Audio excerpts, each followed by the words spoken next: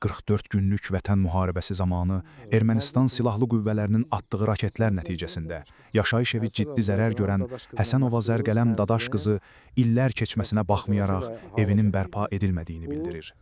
Yaşlı qadının sözlərinə görə dövlət tərəfindən müharibə zamanı zərər çəkmiş evlərin təmiri və dəymiş ziyanın aradan qaldırılması üçün vəsait ayrılsa da, onun ailəsi bu yardımdan faktiki olaraq yararlana bilməyib. Zərgələm xanım bildirir ki, raket zərbəsi baş verən zaman özü evdə olub və həmin dəhşətli anları birbaşa yaşayıb. Buna baxmayaraq, onun iddiasına görə müharibə zamanı raket hücumlarından zərər çəkən vətəndaşlar üçün nəzərdə tutulan maddi dəstəkdən, o cümlədən sakinlərin stres pulu adlandırdığı ödənişdən belə ona vəsait verilməyib. Məsələni daha ağır edən isə evin bugünkü vəziyyətidir. Vətəndaşın təqdim etdiyi məlumata əsasən, partlayış nəticəsində evin dam örtüyü dağılıb, döşəmə aralanıb, tavanın müəyyən hissələri çöküb və tikili yaşayış üçün təhlükəli vəziyyətə düşüb. Buna baxmayaraq, illərdir problemin köklü həlli istiqamətində nəticə verən addım atılmadığı bildirilir. Burada ciddi sual yaranır.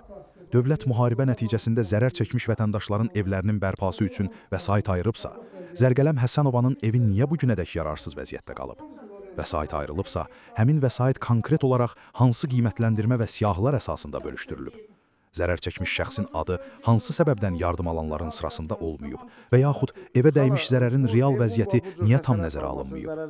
Zərgələm xanımın iddiaları aidiyyətli qurumların, eləcə də şəhərsalma və bərpa prosesinə məsul strukturların fəaliyyətinə dair ciddi suallar yaradır. Raketdən zərər görmüş evdə yaşayan yaşlı vətəndaş illər sonra da uçmuş damına, aralanmış döşəməsinə və çökən tavanına baxaraq dövlətin onun üçün nəzərdə tutduğu dəstəyin harada qaldığını soruşursa, burada sadəcə məişət problemindən danışmaq mümkün deyil. Dövlət tərəfindən ayrılmış vəsaitin vətəndaşa çatmasına hansı mərhələdə maneə yarandığı araşdırılmalıdır. Zərər düzgün qiymətləndirilməyib, sənədləşmədə problem yaranıb, yoxsa məsul şəxslərin səhlənkarlığı nəticəsində ailə siyahıdan kənarda qalıb? Bu suallara konkret adlar, sənədlər və rəqəmlərlə cavab verilməsi vacibdir.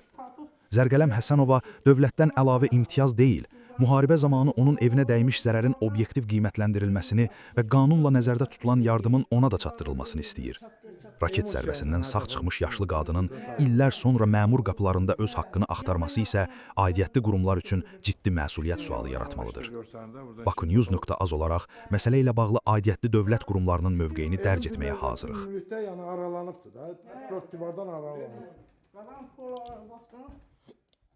Tanıma buralar simitləmiş. Bu da ne aralan. Evet.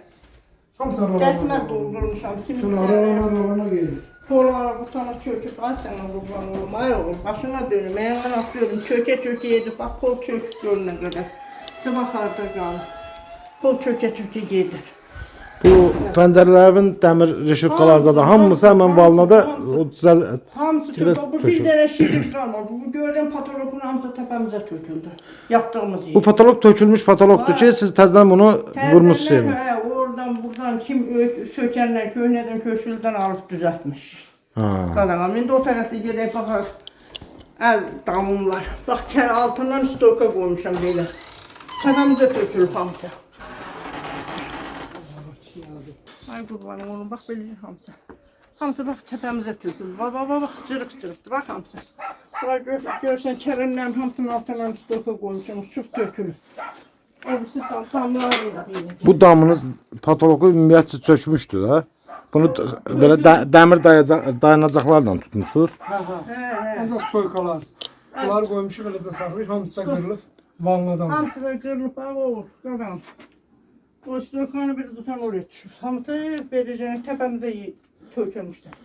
Təzdən oradan buradan qırıq sökük taxtaları yığıb düzəltmişik. Ay qurbanım olum, ay başına dönüm. Köməkli istəyirəm, xəstə adamam.